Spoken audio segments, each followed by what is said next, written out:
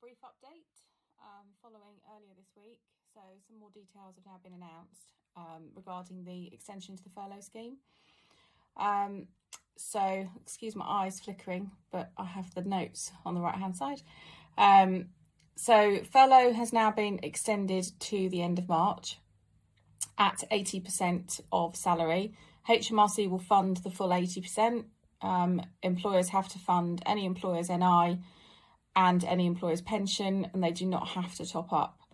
So the bit of detail that we were really waiting for was the pay reference period. So if you have an employee that you previously furloughed, their pay reference period is the same. So what I mean by that is, what do you apply the 80% to?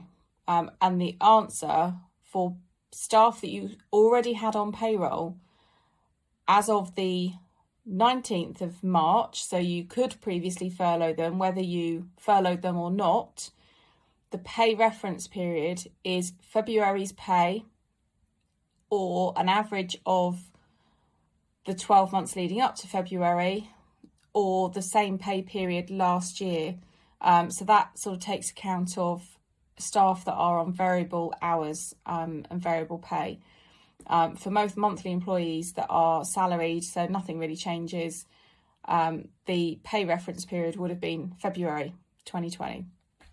So even if you've got an employee where they've been with you since before the 19th of March, so they were paid in February, you paid them in February, you've since upped their pay,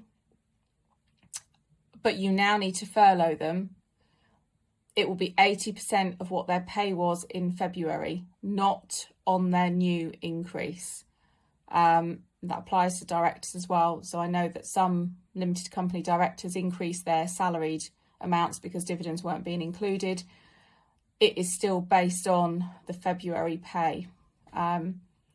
So that's the detail that was released. So for any new starters that have come on board since the 20th of March, you will take the 80% of their most recent pay. So if they were paid in October and you submitted by 30th of October, you will take 80% of their October pay, and that is what you can furlough them.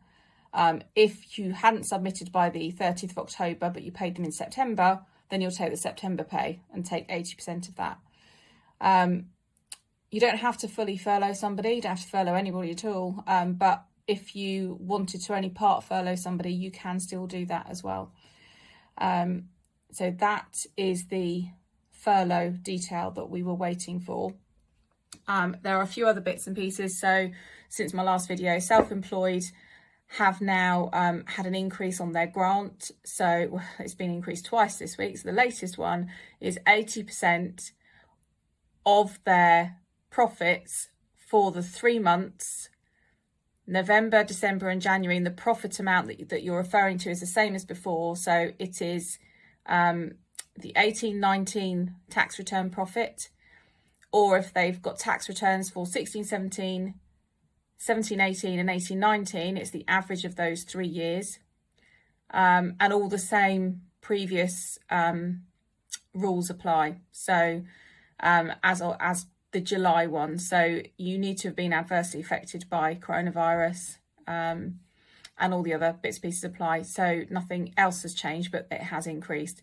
They will do another grant for the self-employed for February to April, but the details will be released later. I don't expect to see them anytime soon. Some other bits and pieces. So mortgage holidays, you can now apply for a 6-month mortgage holiday if you haven't previously applied for one.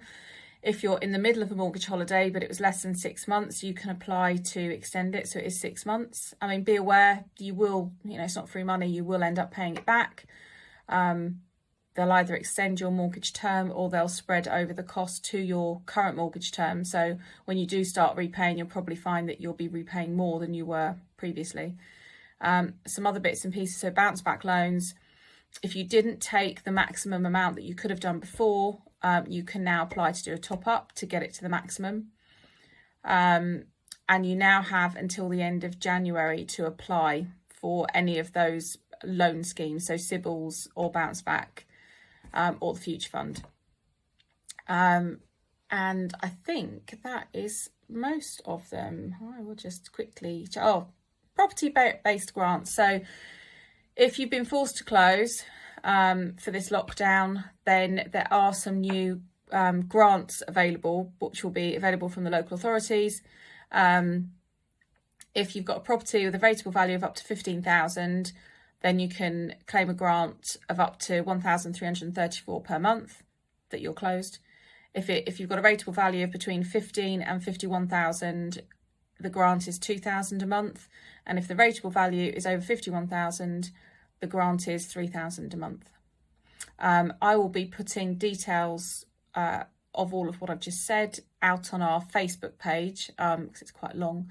And I will be emailing out to all of our clients. If you do want to grab the attachment from us, then just email me at info@tailoredaccountancy.co.uk. Have a good weekend.